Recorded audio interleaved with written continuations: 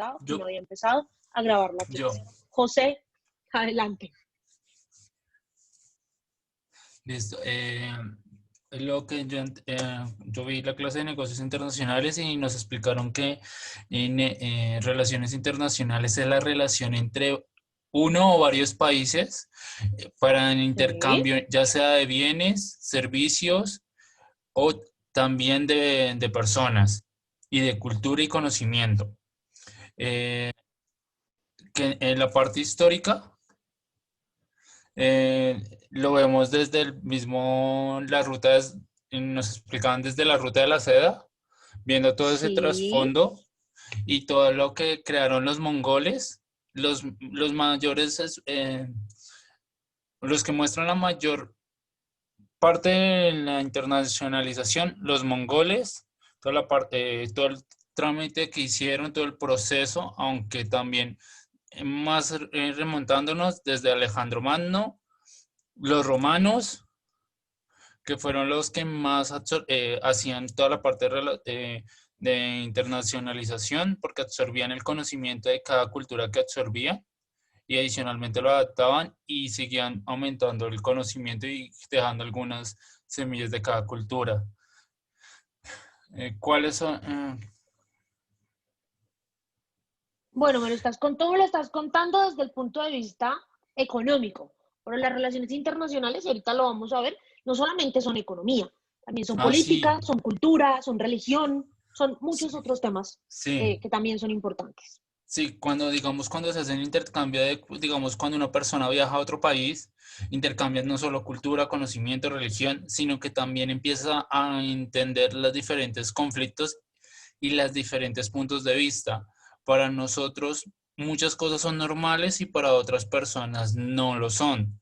Digamos, una característica cultural para nosotros es muy normal, digamos movilizarnos en un vehículo como Transmilenio, que pues no es muy eficiente, pero en África, en otras ciudades, países, no lo hay. Entonces uno dice, para ciertas culturas algo es muy normal y para otras no. Y creo que uno de los principales conflictos mundiales, razones, es territorio, siempre ha sido territorio, poder, riqueza y control, control económico, que es lo que más genera Gracias, guerra. Fred, José. Sí, así es. Muchas de las grandes guerras han sido por recursos económicos. José, muchas gracias. Freddy, buenas noches. Buenas noches, profe. Adelante, Eh, te escuchamos. bueno, a mí me surgió, pues, bueno, una duda por lo que, digamos que el término nación nace más o menos con Carlo, Magno, ¿no? Sí, Entonces, a mí me surge la duda de que las relaciones internacionales, como decía el compañero, pues nazcan desde Alejandro Magno, ¿sí? Que es muchísimo tiempo más antes del Imperio de Macedonia. Y no, porque digamos que cuando se habla de internacionales es entre naciones, ¿no? Y pues digamos que es en la entre época, Estados-nación. exacto. Entonces, según entiendes, en la época de Carlomagno, donde se empieza a hablar ya propiamente de naciones. Y pues lo de civilización sí, digamos que es algo, es un invento europeo, ¿sí? De alguna manera, para referirse a los civilizados, ¿sí? A los que tenían, digamos, una vida, entre comillas, normal, ¿sí? Que tenían como unas formas de comportamiento normal dentro de un marco, digamos, si se quiere, jurídico, dentro de una ciudad o una nación. Entonces, cuando se empieza a hablar de civilización, se empieza a hablar también de los no civilizados, ¿sí? Y de civilizar. Entonces, digamos que todas las personas que estaban por fuera de ese marco europeo, ¿sí? Eh, cristiano también, eran los no civilizados y digamos que una de las razones por las que invaden o no, legitima la invasión a América y a otros continentes es esa civilización, ¿no? De ir a civilizar a través de la evangelización. Entonces, quería aportar en esas dos, nomás. Gracias, Freddy. Por eso cuando tu compañero hablaba de los negocios internacionales y tal y cual, yo le hacía la puntualización en que no solamente las relaciones internacionales no son solamente relaciones económicas, como se puede ver desde el punto de vista de los negocios internacionales. También son relaciones políticas, son relaciones sociales, son relaciones culturales y ahorita ya más o menos les voy a contar en qué época nacieron propiamente dichas las relaciones internacionales tal cual como hoy las conocemos. Diego, muy cortito, adelante. Vale, perfecto. Entonces voy a hacer algo muy sucinto. Quiero pues primero hacer mención de un filósofo argentino, de Dussel. Él habla mucho sobre la descolonización y sobre todo sobre un término que se llama el eurocentrismo. Él dice que todo lo que se está pues enseñando en este continente, en Latinoamérica, es básicamente lo que se ha vivido en el antiguo continente, en Europa. Entonces a nosotros nos enseñan las revoluciones, nos enseñan todo lo que ha existido pues en ese Europa, ¿no? Y bueno, él hace puntos de relación y de referencia. Entonces, pues uno de los puntos de las civilizaciones, como bien lo comentabas ahorita tú, doctora, es las ideas, las creencias, la cultura, los conocimientos científicos y técnicos. Entonces, pues en este punto, el filósofo Dussel dice que nosotros venimos es de los mongoles.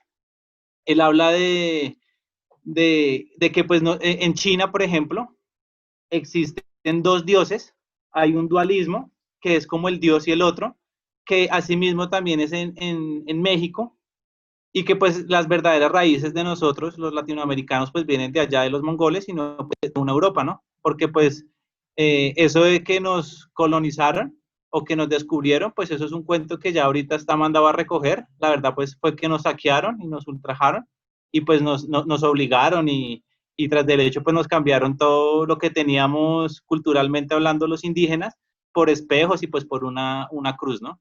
Entonces pues como dices que es cortico, básicamente pues yo digo que es eso, como esa transculturación y esa aculturación que existe pues a lo largo de la historia y que pues desafortunadamente a nosotros nos tocó pues como un lado no tan chévere. Gracias. A ti, Diego. Camilo, cortito también.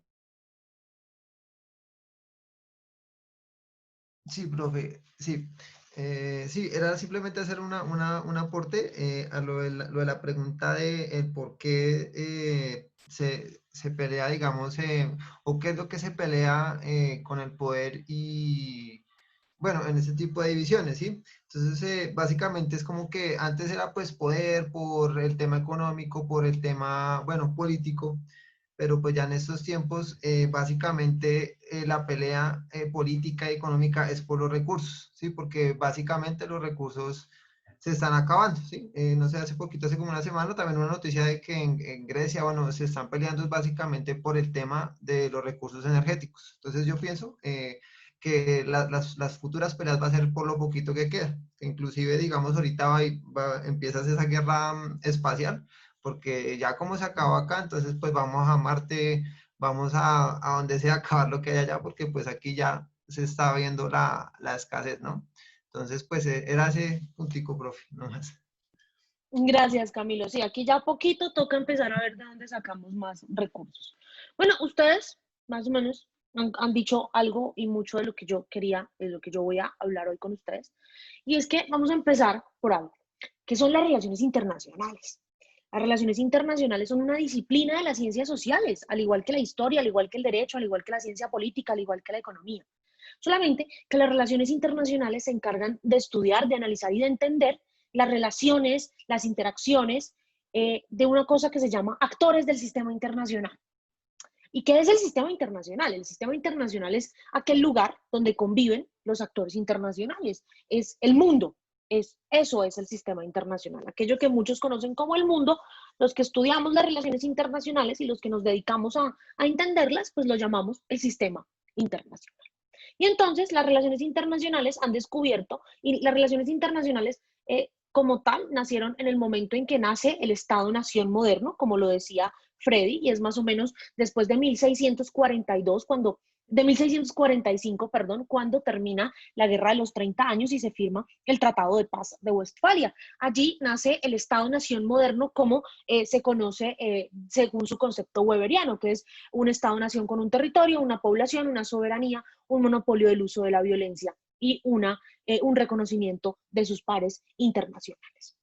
Entonces, pero las relaciones internacionales no pueden estudiarse solas, entonces se valen de otras disciplinas que la ayuden. Se valen de disciplinas como la ciencia política, la antropología, la geografía, la historia, la economía, la sociología, la lingüística e incluso hasta la teología para entender los fenómenos de los actores internacionales. ¿Por qué? Porque es que resulta que al igual que todas las otras disciplinas de las ciencias sociales, las relaciones internacionales estudian seres humanos y al estudiar seres humanos las relaciones internacionales son muy cambiantes y lo que pasa hoy probablemente no pase mañana y lo que pasa acá impacta en otros lugares del mundo. Hoy en día hay muchos temas que estudian las relaciones internacionales, más allá de esas interacciones entre los actores del sistema internacional. Temas como la globalización, el Estado, el medio ambiente, el terrorismo, el crimen organizado, la defensa de los derechos humanos, las grandes pandemias globales, entre muchos otros temas, son objeto de estudio de las relaciones internacionales. Pero primariamente, las relaciones internacionales, como lo dije anteriormente, estudian las relaciones entre los actores del sistema internacional. Son 5 grandes actores los que tiene el sistema internacional. El primero y el más importante de todos es el Estado Nacional. El Estado Nacional, como ustedes lo conocen hoy en día, bajo esa concepción weberiana. Nuevamente repito, con un territorio, una población, una soberanía, un monopolio del uso de la violencia y un reconocimiento de sus pares. Hay más de 190 estados así en el mundo que cumplen estas condiciones y dentro de los cuales, pues evidentemente también se encuentra Colombia, se encuentra nuestro país. Pero el Estado no es el único actor del sistema. Durante mucho tiempo, muchos expertos en relaciones internacionales y muchos estudiosos de las relaciones internacionales pensaban que efectivamente el Estado era el único actor del sistema. Pero con la llegada del fenómeno de la globalización a nuestras vidas, y es un tema de la clase de la semana que viene, llegaron muchos otros actores que también han tenido repercusiones a nivel internacional. Y uno de esos son los organismos intergubernamentales o las llamadas OIGs. Son organismos conformados por estados que se dedican mediante la cooperación internacional para el desarrollo a resolver todos aquellos grandes problemas de la humanidad. Entonces, aquí tenemos a instituciones como la ONU, la OEA, la Unión Europea, la OTAN, la OCDE, la Organización Panamericana de la Salud, la Organización Mundial de la Salud y todas estas organizaciones que están conformadas por estados y que se dedican a discutir los temas que son relevantes a todos los estados del mundo.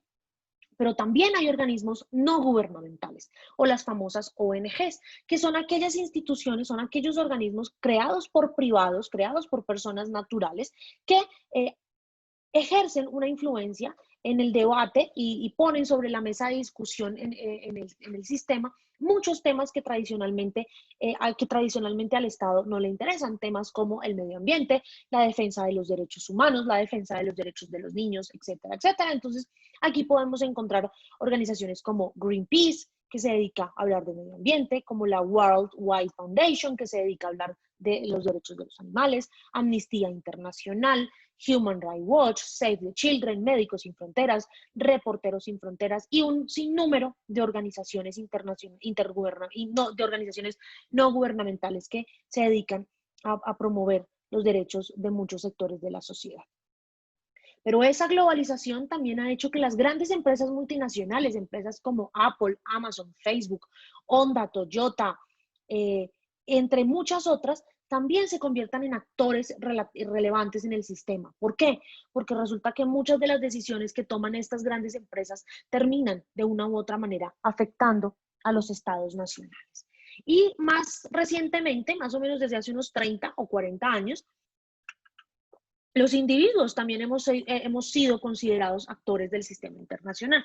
Los individuos entendidos como aquellas personas que tienen una voz y que pueden ejercer cierta influencia sobre la forma en la que los estados dirigen sus políticas públicas en ciertos aspectos. Entonces, aquí tenemos a todas estas personas como Greta Thunberg, que habla que es activista por el medio ambiente, como Malala Yousafzai, que es activista por los derechos de la educación a los niños, como Rigoberta Menchú, que es activista por los derechos de los pueblos aborígenes, etcétera, etcétera. Muchas personas que logran generar un impacto también en la forma en la que los estados hacen políticas públicas.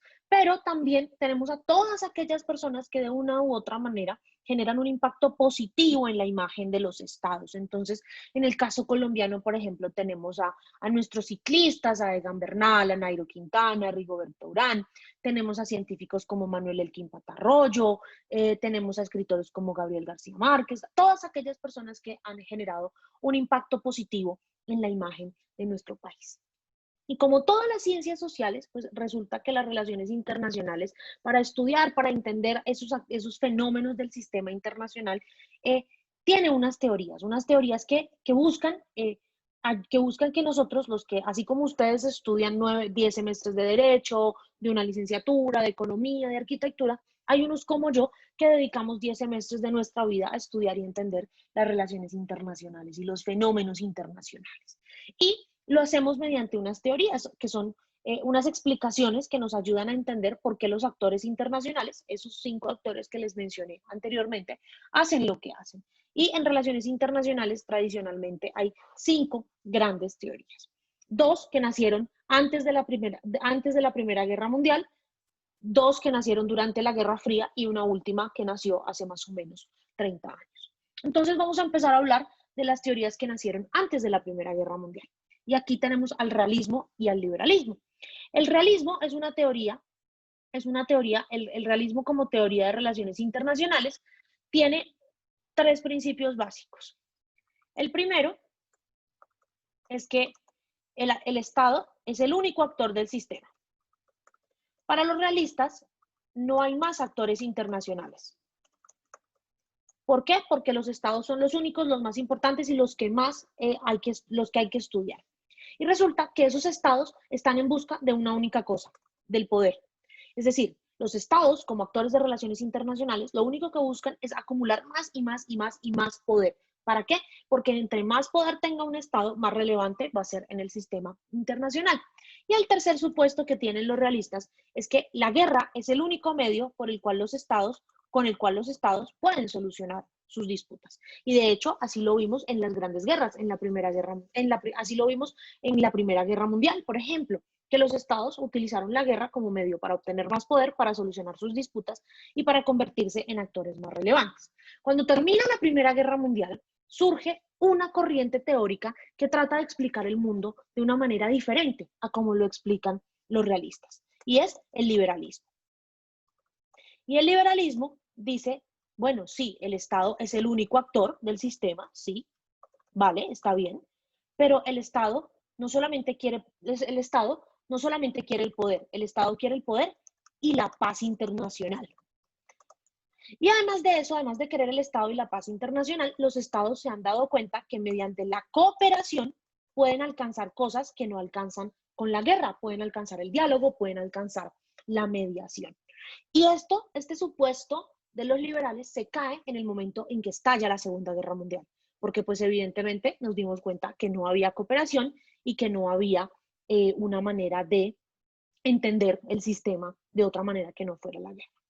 Cuando triunfa la guerra, cuando se acaba la Segunda Guerra Mundial y llega la Guerra Fría, entonces salen 2 nuevas aproximaciones que tratan de explicar otra vez cómo funciona el sistema internacional y por qué los estados hacen lo que hacen. Y esas son el neorrealismo y el neoliberalismo, que son una visión más moderna para esa época del realismo y una visión más moderna del neoliberalismo. Entonces, el neorrealismo dice, bueno, sí, para los neorrealistas, los estados siguen siendo los únicos actores del sistema, o sea, no hay más estados, pero resulta que los neorrealistas dan una característica que voy a explicar más adelante y dicen que el sistema se define porque es anárquico. Y ustedes van a decir, ¿cómo así? El Estado es un caos. Los neorrealistas dicen que el sistema internacional es anárquico. Y ustedes van a decir, ¿cómo así? Entonces, el sistema internacional vive en caos y etcétera, etcétera. vamos a dejar ese carácter anárquico del Estado para más adelante desarrollarlo un poquito más. Y los neorrealistas también dicen algo muy importante, y es que quizá, solamente quizá, la guerra no sea el único medio de solución de disputas. Quizá, o sea, no es algo que aseguren, pero quizá puede ser. No sabemos. Y entonces aquí surgen los neoliberales. Y los neoliberales dicen, bueno, los estados no son los únicos actores. ¿Por qué? Porque ya los neoliberales surgen más o menos en la década de los 70, y ya en la década de los 70 teníamos todo el auge del fenómeno de la globalización. Entonces, los neoliberales introducen otro tipo de actores, y son los regímenes internacionales. ¿Qué son los regímenes internacionales? Los regímenes internacionales son todas aquellas agrupaciones de países que se unen para cooperar en cuanto a un tema. Esos que yo les mencioné hace un poquito como organizaciones intergubernamentales. Para los neoliberales en relaciones internacionales, la ONU, la OEA, la UNASUR, la Unión Europea, no se llaman organizaciones intergubernamentales, sino que se llaman regímenes internacionales, pero son exactamente lo mismo. Y además dicen los neoliberales que el único medio por el cual los estados pueden arreglar sus disputas es la cooperación internacional para el desarrollo. Es la única manera en que los países, entre los estados, pueden solucionar sus disputas por medios diferentes a la guerra, porque ya la guerra no tiene sentido. Y estas eran las cuatro principales aproximaciones que, como decía Diego hace un ratito, están dadas muy desde una visión eurocentrista y desde una visión muy norteamericana. Entonces, más o menos en los años 90, surgió una nueva corriente, que es una corriente constructivista, o que es el constructivismo en relaciones internacionales, que fue una corriente que surgió en Noruega y que ha sido apoyada por múltiples teóricos latinoamericanos. Y el constructivismo dice que los actores internacionales se unen en base a identidades compartidas, a intereses compartidos y en tanto a una visión holística del sistema internacional. ¿Cómo así? ¿Cómo así que identidades e intereses compartidos? ¿Qué quiere decir eso? Quiere decir que si Anderson, Camilo, Carlos y yo tenemos un mismo interés en proteger al delfín rosado del Amazonas, pues nosotros nos vamos a unir en torno a ese interés. Los constructivistas lo que dicen es, mire, los estados se unen entre ellos porque les interesan las mismas cosas, porque tienen la misma identidad, es decir, se ven como similares y hacen de esto un todo. Así, esas son las 5 principales teorías de relaciones internacionales, son las que nos ayudan a entender el sistema y son las que de una u otra manera han explicado la forma de ser de muchos estados. El realismo en relaciones internacionales tradicionalmente ha sido utilizado para explicar la forma en la que los Estados Unidos hace política internacional, en tanto que el liberalismo fue utilizado durante mucho tiempo para explicar la forma como algunos estados europeos hacían política internacional. El neorrealismo ya durante la Guerra Fría nos explicaba cómo los Estados Unidos y la Unión Soviética hacían política internacional o lo siguen haciendo porque son grandes poderes. El neoliberalismo nos explica cómo actores como la Unión Europea hacen política internacional y el constructivismo nos ayuda a entender cómo los estados del mundo en desarrollo, es decir, la mayoría de los países de América Latina, África subsahariana y Asia-Pacífico, hacen política internacional. ¿Hasta aquí alguna pregunta, alguna duda? ¿Todo claro?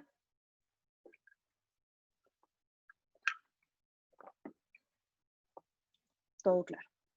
Y aquí viene una teoría un poco más moderna y es por la que hablamos de civilizaciones.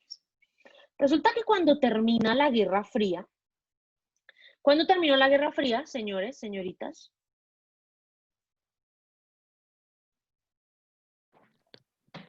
Es con la caída del muro, ¿no es cierto, profe? Sí, Sí. es con la caída del muro de Bueno. Berlín. Muy bien. Entonces resulta que con la caída del muro de Berlín en 1989, ay no, ¿esto qué está pasando acá? Quiero hacer un cuadro, pero está eso como complicado acá. Ya.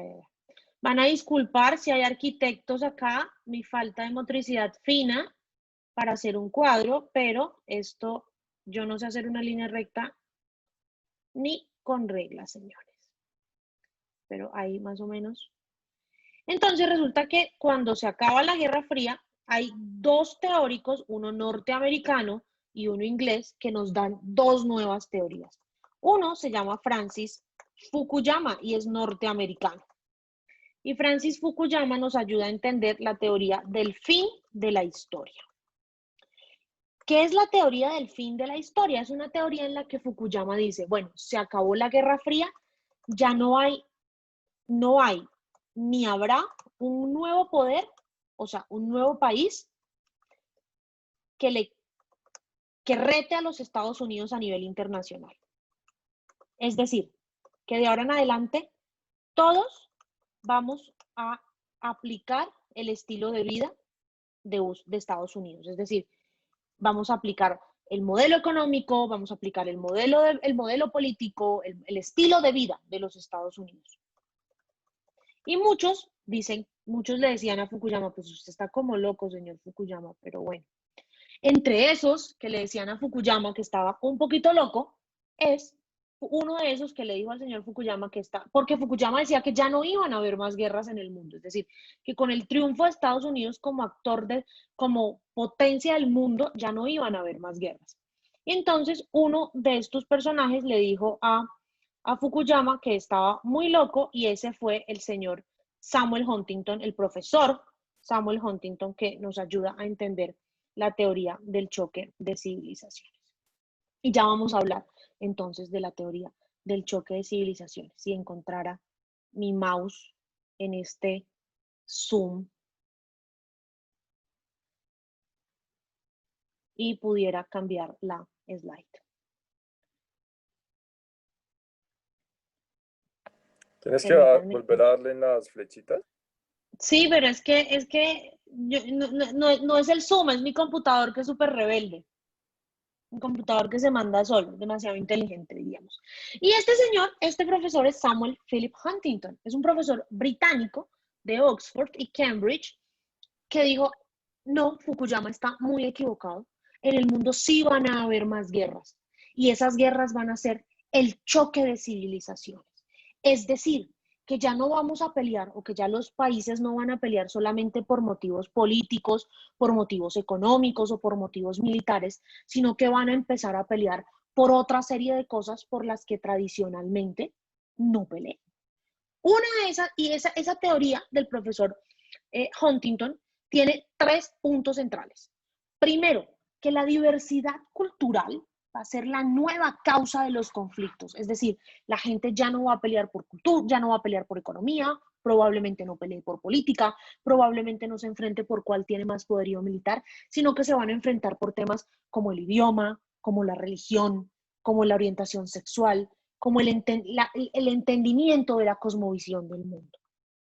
Y en ese mundo se van a enfrentar porque Occidente es el que nos ha dominado a todos. Es el que, a raíz del triunfo de Estados Unidos en la Guerra Fría, ha impuesto su forma de ver la vida.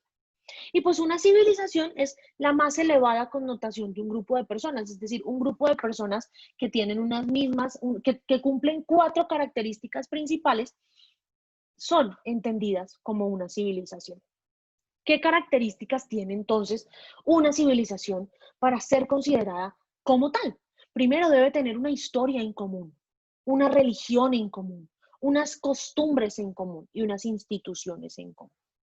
Y con estas características, Huntington define 8 grandes civilizaciones Huntington divide el globo terráqueo en 8 grandes civilizaciones.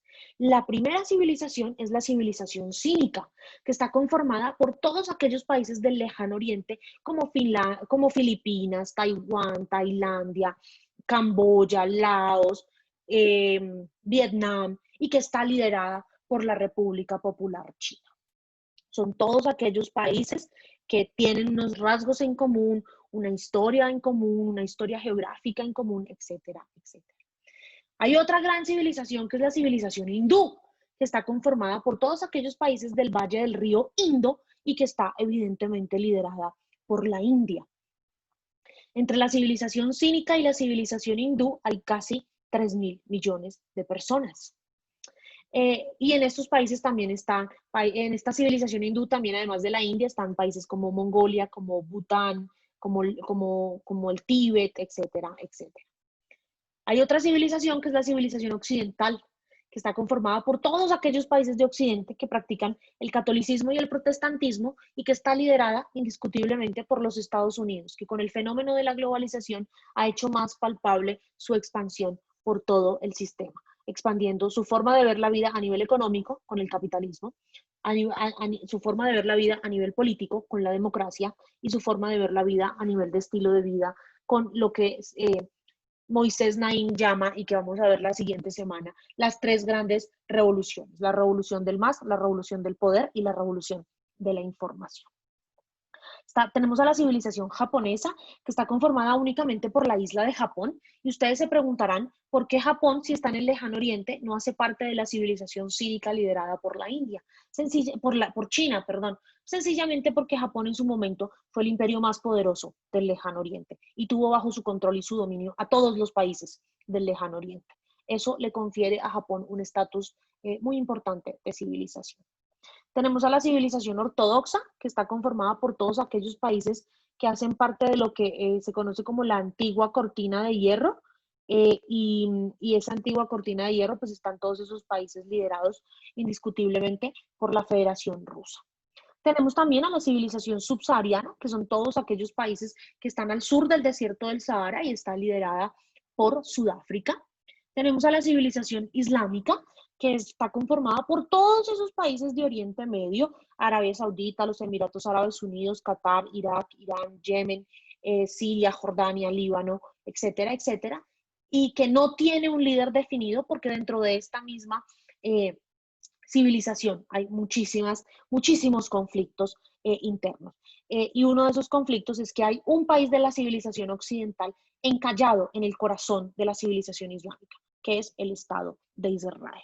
Y finalmente tenemos a la civilización latinoamericana, a nuestra civilización, que está conformada por todos aquellos países de América Latina y está liderada por México y por la República Federativa del Brasil, que es la civilización como más pujante y más joven que tiene todo este gran entramado de civilizaciones que nos presenta el profesor Huntington. Habiendo dividido el mundo en unas civilizaciones, la siguiente pregunta que nos debemos hacer es, bueno, ¿y por qué pelean las civilizaciones?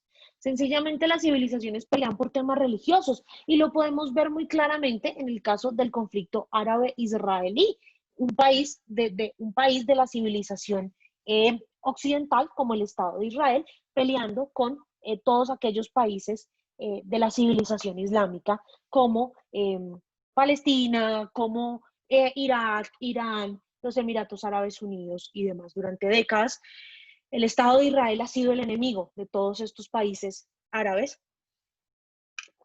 y se han peleado por un tema religioso que data desde hace más de 2000 años y mucho más, cuando un señor que se llamaba Abraham, que tuvo dos hijos, Isaac e Ismael, que son los padres, Isaac es el tronco en común del judaísmo y del cristianismo, e Ismael es el padre del Islam.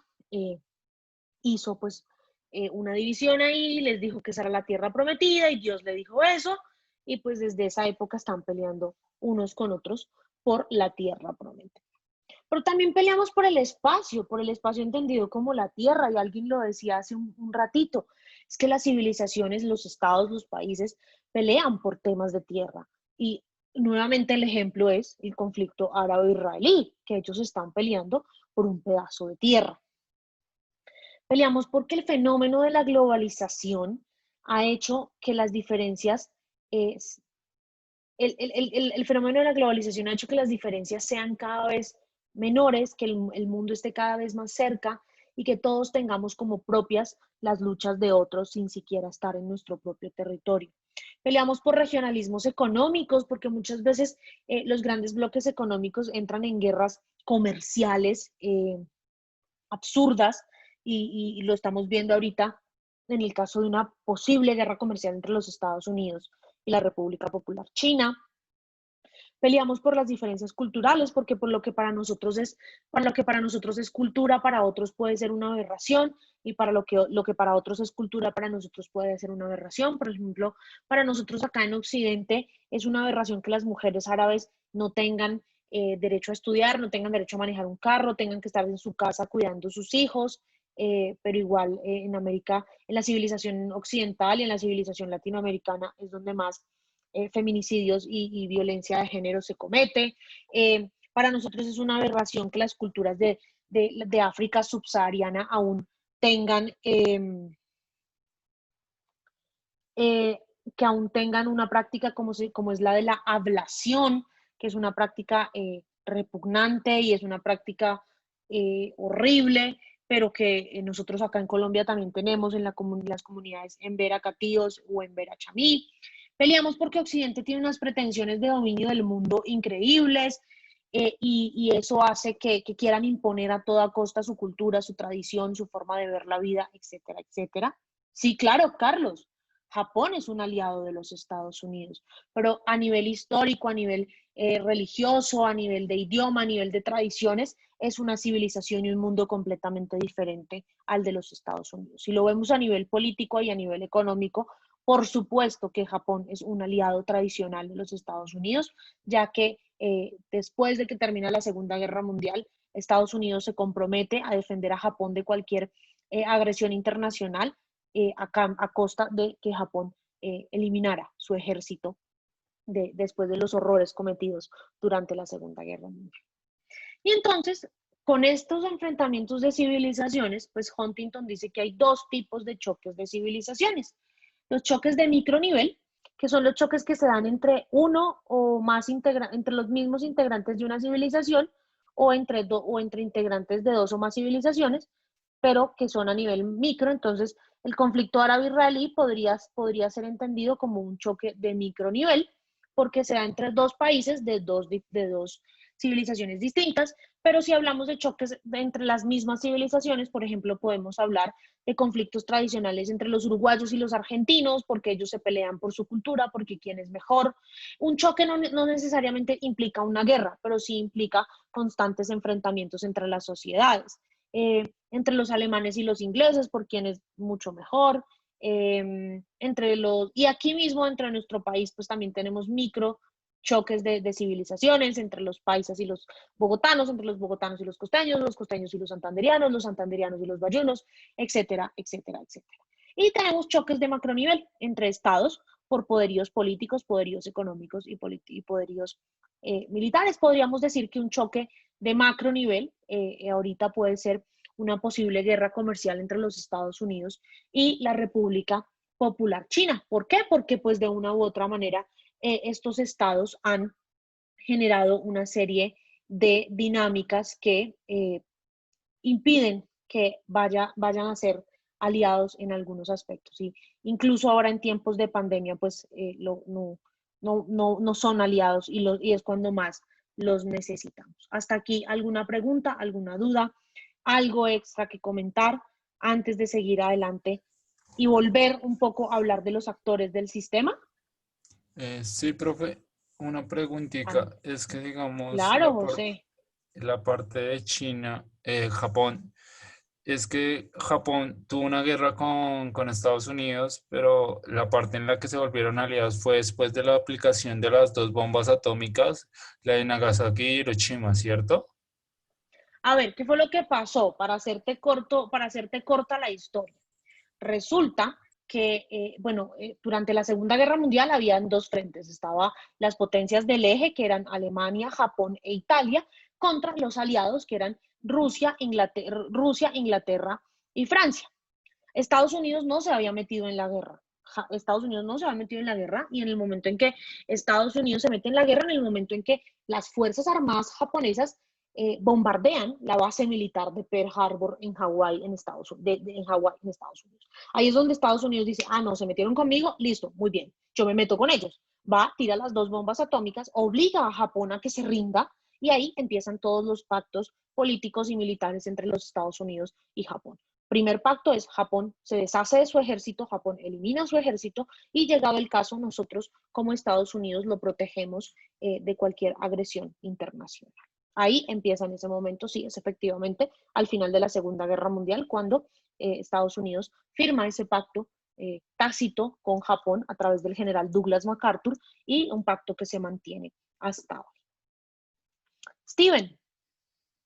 Gracias, profe. Sí, me resulta muy curioso ver en las diapositivas de pronto como este autor, que según entiendo, clasifica la civilización occidental. Es algo, digamos así, de resaltar cómo él clasifica que a partir del catolicismo y el protestantismo se han dado pues también todas estas grandes revoluciones y que se ha dado apertura para que se mantenga pues el poder. Incluso podemos ver ahí dentro del hecho religioso una monarquía, porque hoy es bien interesante en el contexto nacional y global mirar cómo ese tipo de organizaciones que son religiosas, ¿no? Son los que hoy en día, por lo menos en Colombia, ponen presidente. Eso es bien interesante mirarlo. ¿Por qué es bien interesante mirarlo? No es mirar la religiosidad, sino el hecho religioso que se da en la cultura a partir de una tradición. Y como se da a partir de una tradición, pues esto tiene unos principios de dominación. Yo creo que la reforma luterana, aparte que hay unas cosas teológicas, bueno, en fin, la reforma luterana se da es porque quieren precisamente descentralizar el poder que en ese momento tiene el catolicismo y después precisamente mire lo que hacen. A partir del protestantismo es donde se va a fundar los principios de la revolución industrial y todas estas cuestiones, e incluso también van a existir poderes, pero no es un poder económico, no es un poder económico político, sino ya es un poder también a partir de lo educativo. Es bien importante entonces mirar la relación que hay entre las fábricas y toda esta mano obrera en cómo hoy en día se parecen por lo menos a las escuelas, ¿no? Y su estructura. Entonces, eso es mirar, yo creo que por ejemplo, un poco la parte histórica, pero sobre todo mirar cómo el hecho religioso también nos ha traído, por ejemplo, problemas como la moral. Pero la moral en cuanto a qué? En cuanto a la forma de actuar y de ser. Porque eso también influye mucho. Me hago entender cómo influyen hoy las instituciones ajenas al Estado, ¿sí? En cómo deben ser y en cómo se debe actuar en pro de una sociedad buena y mejor. Entonces, me llama mucho la atención eso que acabé de ver en la diapositiva, porque precisamente es ello, es el poder institucional de la religión, ¿sí? Quien hace precisamente y quien demanda muchas cosas hoy en día en los estados. Y se asocia también, obviamente, entonces vemos la religión, vemos el poder y también vemos la parte que compete a todo lo social, ¿no? Entonces, sería muy interesante poder analizarlo porque creo que ahí está el principio y la fuente de donde ya se desglosa lo económico, lo social, bueno, y en fin, otra serie de aspectos que son bien importantes. Y eso precisamente es lo que vamos a analizar en la actividad que vamos a hacer, si nos alcanza el tiempo hoy, si no la primera parte de la semana siguiente, que es un debate entre ustedes defendiendo dos posturas diferentes. Gracias, Steven. Freddy. Sí, profe. Pues bueno, yo quería aportar algo y es que, bueno, me parece, desde mi punto de vista, un poco reduccionista la postura del autor, ahora se me fue el nombre, el segundo autor que nos nombraste, Huntington. clasifica las civilizaciones en estos siete grupos. Y me parece reduccionista porque, por ejemplo, en la África subsahariana, África Está tiene un dejando caso. por fuera muchos estados. Dime. Está dejando por fuera a muchos estados de África. Casi la mitad de África. Sí, y pues que África no es esencialmente, o sea, esencialmente África no cumple en muchos casos las Muy características de un bien. estado, porque África tiene el caso de que Europa fue quien hizo esas divisiones de los estados, ¿no? Esas divisiones territoriales. Y África, esta parte de África vive en guerra constante, pues porque en sus culturas, sus tradiciones, son muy diferentes entre unas y otras en un mismo país, ¿sí? O sea, las guerras ocurren al interior de cada país Así porque es. tienen un idioma en común, no tienen cultura en común. O sea, lo único que tienen en común son las armas que les dan los otros países para que se peleen, ¿sí? Así Entonces, es. bueno, en ese caso, ahí digamos que ahí hay no se plantea eso. Lo otro es que acá en América hay un montón todavía de culturas indígenas, ¿sí? Que se quedan por fuera en gran parte de todos estos análisis, ¿sí? O sea, no se tienen en Así es. cuenta como si Latinoamérica fuera una sola, ¿sí? Como si Latinoamérica fuéramos los mismos los colombianos que los argentinos o que los bolivianos. Y Así es. realmente ellas, son muchas entre varias culturas internas de cada país. Nomás acá lo vemos, ¿no? Las culturas que tienen en La Guajira, en el Chocó, en el Amazonas, en el Guaviare, ¿sí? Vemos que hay demasiadas diferencias al interior de cada país. Entonces yo creo que esa diversidad también queda un poco sesgada y se pierde como toda esa riqueza que hay al interior de cada país y solo se miran los actores, pues los grandes Principales. actores nos han dominado y se mantiene ese ejercicio de dominación, ¿sí? Se mantiene a punta de análisis, ¿no? Claro, Bueno, sigue siendo una visión muy occidental, ujú. desconociendo la multiculturalidad que hay en todo el sistema. Sí, profe, y quería decir algo con respecto a lo de Japón, y es que, o sea, bueno, Japón, eh, digamos que bombardea Pearl Harbor, que es una isla que queda en Hawái, ¿sí? Véanse la película. Eh, y queda en toda la mitad del Pacífico, o sea, Estados Unidos está muy, muy lejos, ¿sí? O sea, Sí, le Estados queda ahí Unidos, de caminito. De hecho, sí, queda pero más cerca Japón de Hawái que Estados Unidos de Hawái. exacto, o sea, Estados Unidos resulta que está en ese momento, tiene muchas islas, o sea, está apoderado más de muchas islas ahí cerca de Japón y de China, toda esta zona de Indonesia, ¿sí? Eh, cerca de Oceanía también.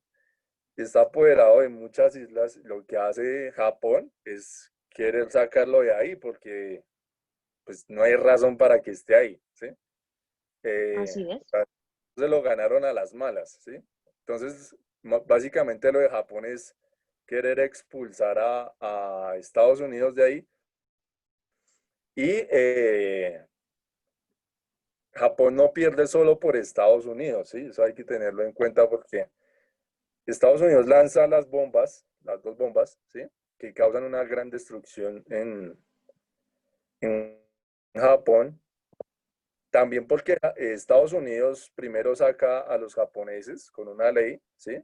Que es, lo saca a los Estados Unidos y les pone ese apodo de amarillos, ¿sí? Que de ahí viene como toda esa tradición de decirles a ellos los amarillos, que todos eran iguales. Y ese racismo que expulsa a todos los japoneses de Estados Unidos es lo que provoca que Japón eh, ataque Pearl Harbor también con la intención de expulsarlos y Japón pierde la guerra también porque estaba presionado por los rusos, ¿sí? Que estaban, la Unión Soviética estaba ya llegando a otro territorio y también les habían ganado en unas batallas ahí. Entonces, esa presión hace que el emperador se rinda y se vea ante Estados Unidos, ¿sí? Pero no es solo, porque la película está en Netflix y todo, está a color, ¿no? Sí, sí, sí, es buena, es buena. Sí. Es Bueno, una y película ya muy bonita. Véansela. Se llama Pearl Harbor. la sangre. Véanse, el domingo se la ven. Y el lunes me cuentan qué tal. Gracias, Freddy. Diego, Bueno, antes de intervenir, ¿cómo se llama la película? Que quedé intrigado. Pearl Harbor, ya se las pongo en el chat. Eso, gracias, doctor. No, pues yo la verdad quería hacer como una intervención, como más como para dejar unos interrogantes, pues acá en el tema de las civilizaciones, pues yo digo que nos hemos de pronto ondeado un poco más o sea, no hemos mirado más allá del antiguo continente.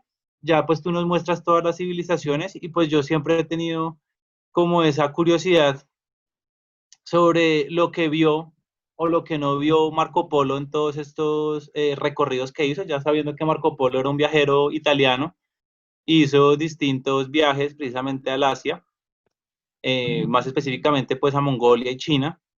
Y pues bueno, empezando por que desde ahí se deriva pues prácticamente todo este tema de una organización económica, pues teniendo en cuenta que allá es donde nace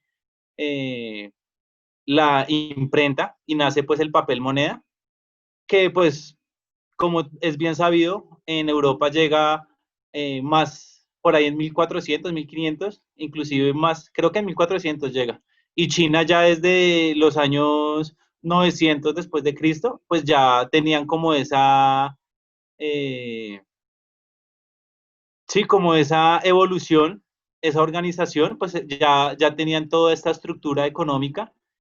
Y pues yo digo pues en relación que todo este tema norteamericano y todo este tema eurocentrista es básicamente una aculturación que nos quieren imponer, pero siempre sacando o sea, las mejores partes, llamémoslo así, de todos estos pueblos oprimidos. Y pues en estos pueblos oprimidos, indudablemente pues está China. En muchos de sus discursos, como lo decía en algún momento este filósofo Enrique Dussel, dice que China prácticamente lleva 200 años dormido, pero independiente de esos 200 años dormido, pues siempre ha sido como el más vanguardista y el que ha estado pues como más, llamémoslo, en esa creatividad organizacional. Entonces, pues nada, siempre como dejar esa curiosidad y alimentar esa curiosidad de investigar un poco más. Y pues nada, está súper interesante la clase, doctor. Gracias.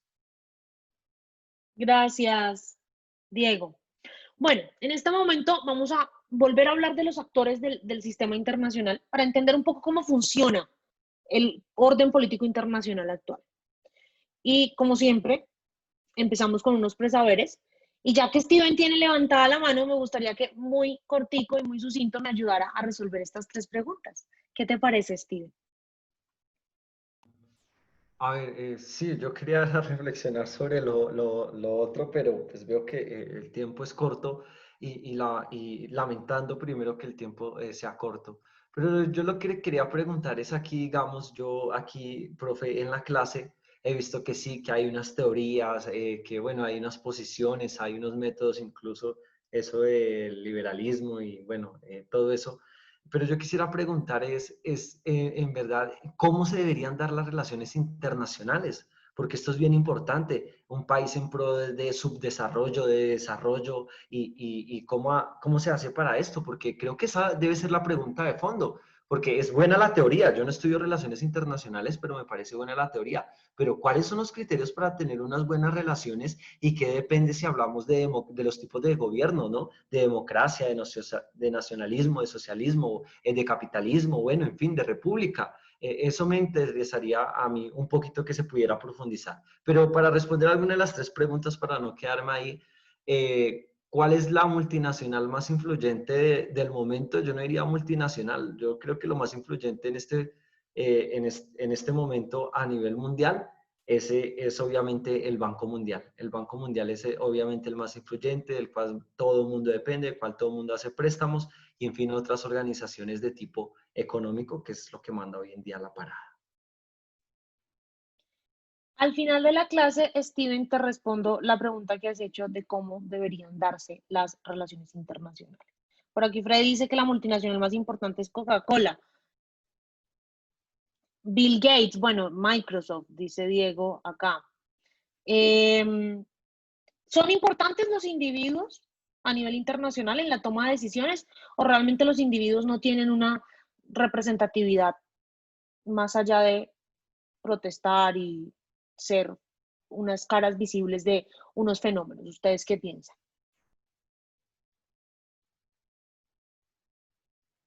Alguien que de pronto no nos haya compartido y no hayamos escuchado la clase de hoy, una señorita, porque muy poquitas señoritas participan en esta clase, no sé, ¿quién quiere como contarnos su visión sobre los individuos a nivel internacional?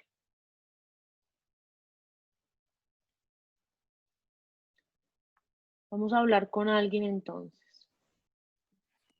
Yo, Miss. Adelante, Liana. Bueno, entonces la pregunta básicamente es nuestra percepción, ¿cierto? No es lo que es, sino es nuestra percepción, ¿sí? Lo que ustedes piensan, sí, señorita. Ok, pues en mi opinión, pues los actores más importantes son, o más influyentes en este momento, sí, apoyo la moción del compañero, el Banco Mundial, y seguido a eso, pues yo pienso que lo que mueve el mundo, que es el Internet, ¿no? Y pues con ello viene Google, todas las grandes empresas, ¿no? Apple, Facebook, redes sociales, son empresas muy imponentes. Pues es en mi opinión, ¿no? Gracias, Eliana. Para recordarles un poquito lo que ya habíamos hablado y lo que ya les había contado hace un rato. ¿Quiénes son los actores del sistema internacional? Los actores del sistema internacional son los estados nacionales como Colombia, que tienen unas capacidades políticas, unas capacidades económicas, unas capacidades legales y que las ejercen para ejercer, valga la redundancia, soberanía sobre una población en un determinado territorio. Pero también hay otros actores que son los actores intergubernamentales como las Naciones Unidas, que son grupos de estados que se reúnen en torno a diferentes problemáticas. En el caso de las Naciones Unidas es para solucionar la paz para solucionar las guerras y promover la paz y la seguridad internacionales, pero no siempre los estados logran en estas organizaciones internacionales resolverlo todo, y por eso surgen organizaciones no gubernamentales como la World Wildlife Foundation o la WWF, que se encarga de velar por los derechos de los animales. Y así como la WWF, hay miles de organizaciones no gubernamentales en temas ambientales, en temas de derechos humanos, en temas sociales, en temas políticos, en temas de medicina, de ciencia, de tecnología y de innovación. Pero también hay grandes multinacionales como Apple, que la acaba de nombrar Eliana, que tienen una relevancia, porque estas multinacionales de una u otra manera definen la forma en cómo nosotros actuamos y cómo nosotros nos relacionamos unos con otros. Y hay personas como Malala Yousafzai, individuos que tienen una representatividad internacional y que tienen una forma de ver la vida y que abogan por unos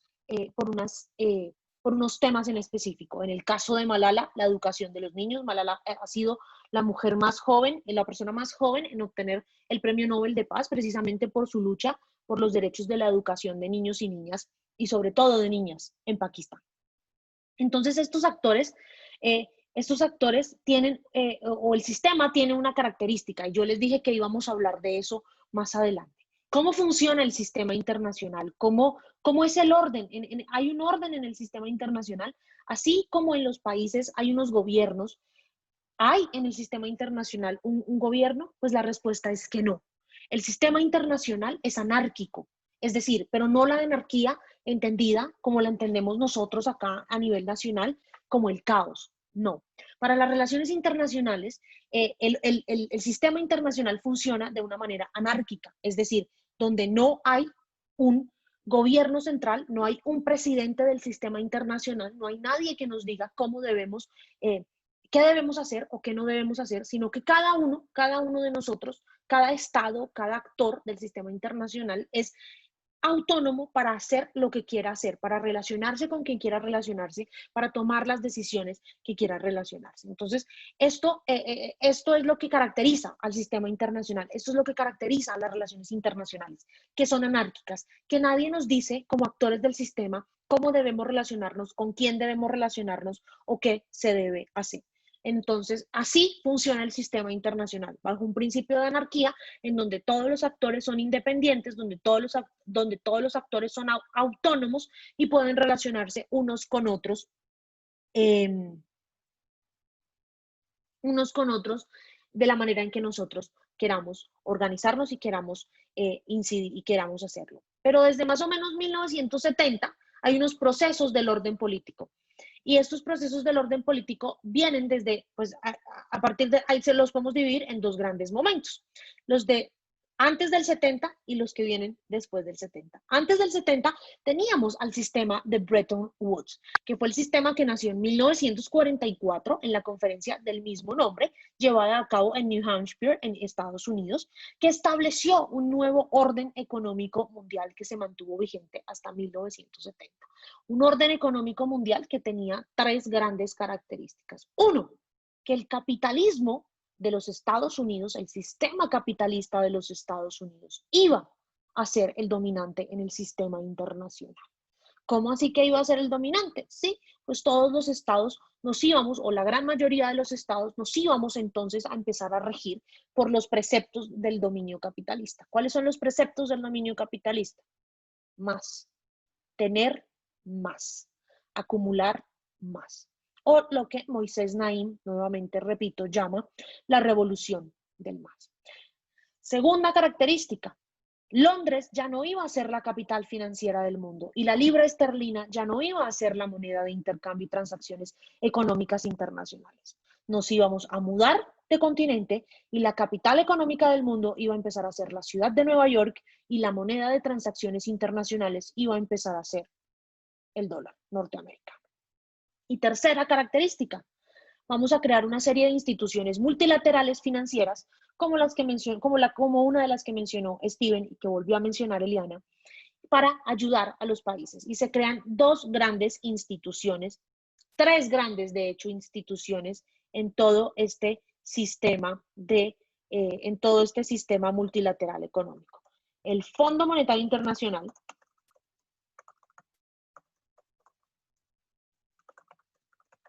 el Banco Mundial y el Banco Interamericano de Desarrollo. Y entonces, ¿cuáles son las diferencias entre estos? El Fondo Monetario Internacional el Fondo Monetario Internacional tiene unos socios. Esos socios son todos los estados del mundo. Esos estados ponen una cuota para que el fondo pueda prestarle a todos los países. Entonces, Colombia le pidió un préstamo de 3.000 millones de dólares al fondo, por poner un ejemplo. Y el mismo fondo le dice a Colombia cómo debe pagarle el préstamo. Es decir, el fondo le da recomendaciones de política económica estructural al Estado para decirle cómo puede recoger el dinero para que le pague ese préstamo. Ningún banco hace eso. Muy bueno, el Fondo Monetario le dice al Estado, suba impuestos, haga esto, haga aquello, para que reúna la plata, para que me pague. Tradicionalmente, el Fondo Monetario Internacional ha estado siempre liderado por banqueros europeos, es decir, el director en jefe del Fondo Monetario Internacional siempre ha sido un europeo. Fue como un premio que se le dio a Europa por quitarle al Reino Unido la capital mundial del sistema financiero internacional. Y así como se creó el Fondo Monetario Internacional para prestarle a los estados para lo que quieran, también se crea el Banco Mundial. El Banco Mundial se crea para prestarle a los estados por proyectos de desarrollo. Entonces, ¿cómo así por proyectos de desarrollo? Entonces resulta que Colombia quiere construir el metro de Bogotá. Ese es un proyecto que va a generar desarrollo, es un proyecto que va a generar empleos, que va a generar crecimiento en infraestructura, etcétera, etcétera. Entonces, nosotros vamos al Banco Mundial y le decimos al gerente del Banco Mundial, que siempre es un norteamericano, mire, tenemos este proyecto, es un proyecto para construir un metro de Bogotá, es un proyecto que va a generar tantos empleos en tanto tiempo, que va a aumentar la competitividad de Bogotá de esta y esta manera, y necesitamos que nos preste. Si el Banco Mundial ve que el proyecto es viable, le presta dinero al país. Si ve que el proyecto no es viable, no le presta dinero al país. Tradicionalmente, siempre el Banco Mundial ha estado dirigido por banqueros norteamericanos. Y tenemos el Banco Interamericano de Desarrollo, que fue creado también para ayudar a todos los países de América Latina y el Caribe, es decir, todos los países que están comprendidos desde México hasta la Argentina, incluyendo todas las islas del Caribe, a que generen proyectos y programas de desarrollo para sus naciones. Y tradicionalmente se decía que siempre iba a estar el Banco Interamericano de Desarrollo liderado por un ciudadano latinoamericano. Hasta el 1 de octubre, el presidente del Banco Interamericano de Desarrollo es el colombiano Luis Alberto Moreno, y a partir del 1 de octubre va a ser el norteamericano Mauricio Claver Carón, en una violación de una norma tácita, y es que Donald Trump quiso imponer a su candidato y muchos presidentes, entre ellos el nuestro, apoyaron al candidato estadounidense y no al candidato latinoamericano, quien tenía que quedar como presidente. Entonces, este sistema funcionó bien hasta más o menos 1970, pero es que en 1970 se da el auge de un fenómeno que se llama la globalización. Y la globalización ha dominado todos los procesos políticos, económicos y sociales del sistema internacional. En un sistema donde el poderío de los Estados Unidos ha marcado la agenda política en el mundo, en donde grandes confrontaciones armadas se han dado sobre todo en países de Oriente Medio, de África y de América Latina. Confrontaciones sobre todo en las de Oriente Medio por el control de un recurso natural que es indispensable para todos nosotros, el petróleo. Pero, y aquí viene la respuesta a la pregunta que me hacía Steven de cómo deben funcionar las relaciones internacionales o cómo deben ser manejadas las relaciones internacionales. Desde 1970 se crea y se impulsa un paradigma, que es el paradigma de la cooperación internacional para el desarrollo, un paradigma en el que los estados deben unirse entre sí para cooperar, para ayudar a aquellos países que están en unas condiciones desiguales de desarrollo a alcanzar estándares normales de crecimiento económico, de crecimiento institucional, de crecimiento político. Se dice, los expertos y todos los que han estudiado a lo largo de los años las relaciones internacionales dicen que la mejor forma de hacer relaciones internacionales es precisamente mediante la cooperación internacional para el desarrollo, mediante la unión de fuerzas para que los estados logren alcanzar niveles de crecimiento económico, niveles de crecimiento político, niveles de crecimiento social que les permitan estar a la vanguardia de todos los retos que la globalización trae consigo. Es por eso que hoy en día en todos los grandes foros internacionales, en todas las grandes organizaciones intergubernamentales, se fomenta la cooperación internacional para el desarrollo como instrumento de relaciones internacionales, como instrumento de política exterior y como forma de relacionarse no solamente entre estados, sino también entre estados y otros actores del sistema, como las grandes multinacionales o las ONGs.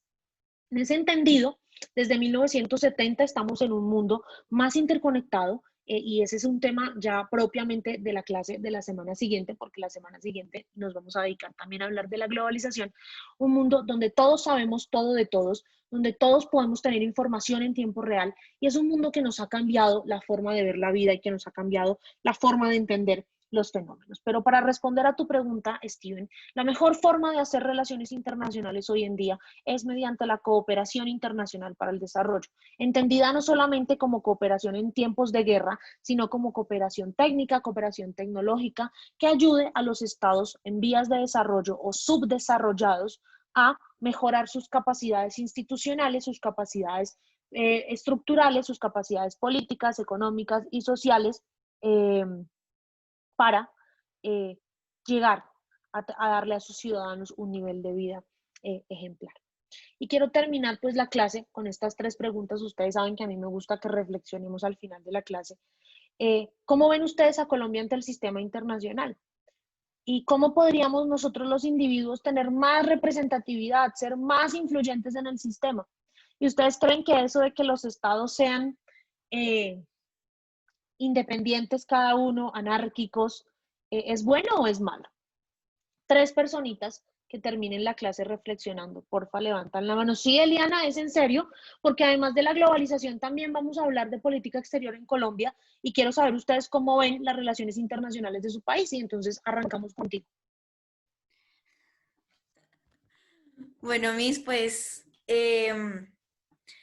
la verdad no sé si reír o llorar. Pues bueno, en mi punto de vista, las relaciones internacionales dependen de un líder político y social, que en este caso sería pues el presidente.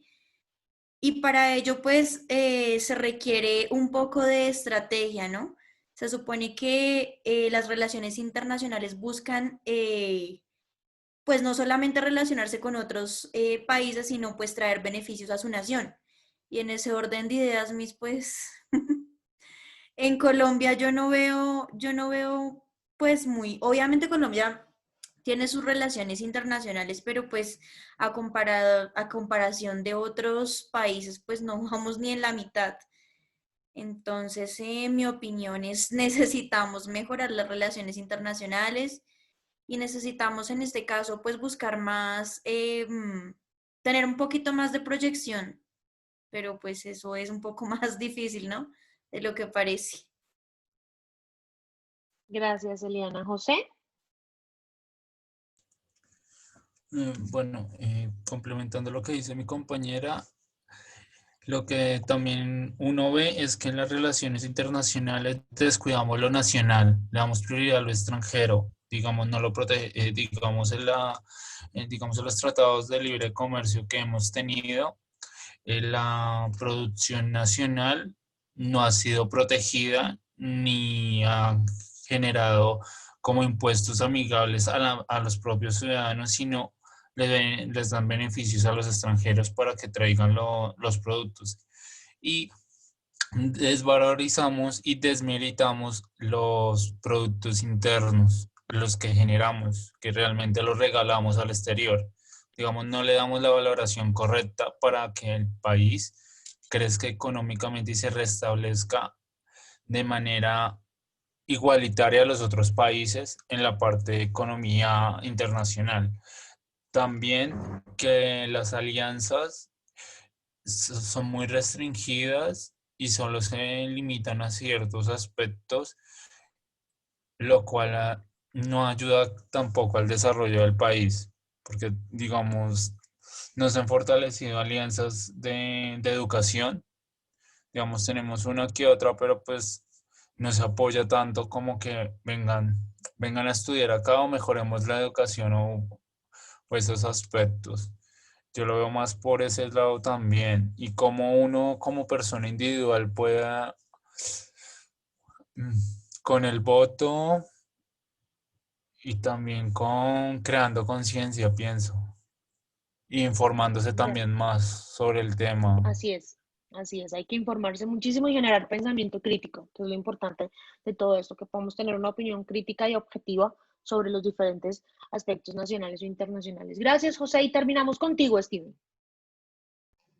Bueno, gracias, profe. Ahora sí, pues a modo también de reflexión, pero también de fijar una postura. Es que no puede ser posible que en este país, o sea, Colombia internacionalmente bien, Colombia es el paraíso internacional porque todo el mundo viene, abusa de Colombia y se lleva los recursos. O sea, Colombia, como dicen en otras palabras, ¿no? Abusan de Colombia y Colombia no demanda, Colombia se queda callada. Porque eso es lo que nos ha pasado. ¿Cómo es posible que en este país, que es uno de los más ricos en biodiversidad a nivel mundial, creo que es el séptimo país rico, cómo es posible, hombre, que aquí a los privados, a las grandes empresas, les reduzcan los impuestos por ofrecer empleos miserables que ni siquiera dignifican la vida humana? Eso es terrible. O sea, Colombia internacionalmente está re bien, pero hay que mirar, es la parte interna.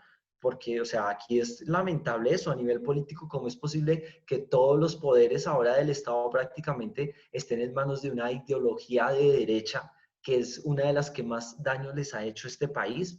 ¿Cómo puede mejorar Colombia? Pues Colombia debe mejorar en pro no del subdesarrollo, sino desarrollando, siendo pionera y generando productividad. Como le decía ahorita el compañero, pésimo, pésimo los tratados de libre comercio que hemos hecho, porque los únicos perjudicados aquí son la clase obrera, la clase campesina, el agro está totalmente por el piso. Entonces, la verdad, o sea, si uno mira esto es desastroso. ¿Cómo podría ayudar un individuo a tener mayor representatividad internacional? No, aquí se trata de la representatividad internacional es a partir de las alianzas y de los pactos que nos unen. Obviamente hay que mirar cómo mejoramos la productividad, hacer de este país más productivo. No podemos basar una economía en el carbón y los hidrocarburos y todo eso que hablábamos la clase pasada, sino simplemente es tener esa mirada. Obviamente si miráramos desde aspectos, Colombia es un país que tiene muchas cosas positivas, pero lamentablemente todo esto de las transnacionales, las multinacionales se están comiendo al país, las políticas son en favor de los privados y de los que siempre mandan. Entonces, internacionalmente, pues, yo creo que la opinión de muchos, y he tenido compañeros que están en el exterior, dicen, no, pues Colombia es un paraíso, uno va, disfruta, se ríe, y los que se quedan allá son sufriendo, pero es triste la realidad. Entonces, miremos la deuda externa nomás que tenemos, y ahorita más con esto del COVID, terrible. ¿Qué hace el gobierno? Y con esto termino, ¿no? Dar subsidios y dar crédito. Y después, ¿a quién le toca pagar ese crédito? Pues a nosotros, porque el gobierno no va a decir, tómele regalo. Y no se trata tampoco de regalar, sino de dignificar la calidad de vida, que eso es lo que importa y lo que escriben los comentarios. Es a tener una mirada antropológica, política, de cómo son los individuos y de qué es lo que somos, porque aquí primero, antes de una sociedad, una cultura, unos principios y una identidad. Entonces, esa es la reflexión que yo quiero dejar hoy en esta noche. Muchas gracias, Steven, y muchas gracias a todos. Esta es una reflexión que vamos a seguir dando, porque a partir de acá vamos a hablar del fenómeno de la globalización y cómo el fenómeno de la globalización nos ha cambiado la vida para bien y para mal. Eso lo vamos a hacer la siguiente clase. Y para la siguiente clase, precisamente, quiero que puedan revisar el material que está en la semana 8 de clase. Y la primera parte de la clase del siguiente lunes va a estar dedicado a hacer un debate. Nos vamos a dividir en dos grandes grupos y vamos a hacer un debate donde un grupo va a defender la visión que tiene Samuel Huntington del choque de civilizaciones, de que las nuevas guerras son precisamente por temas culturales, por temas ideológicos y por temas religiosos. Y otro grupo va a defender la visión de Francis Fukuyama, que dice que ya no va a haber más guerras en el mundo porque Estados Unidos va a imponer su visión de vida a nivel internacional. Entonces, aquellas personas que no pudieron leer el texto de Samuel Huntington ni ver el documental de Fukuyama, que está en la semana 6, tienen 8 días más para hacerlo. Nosotros nos vemos el otro lunes, arrancamos con nuestro debate, es decir, el próximo lunes no hay análisis de prensa, el próximo lunes a las 8:05 de la noche arrancamos con el debate y después del debate vamos a hablar sobre la globalización, para lo cual les recomiendo que revisen los textos que están en la semana 8 de clase, que es un texto de Ulrich Beck, que si alcanzan a revisarlo, revisen el capítulo 1 y el texto de La Tierra es plana de Thomas Friedman, que si alcanzan a revisarlo, también revisen el capítulo 1. No siendo más, yo les deseo una feliz noche, espero que tengan un excelente resto de semana y nos vemos el próximo lunes. Vale, profe, gracias. Gracias. Gracias, profe.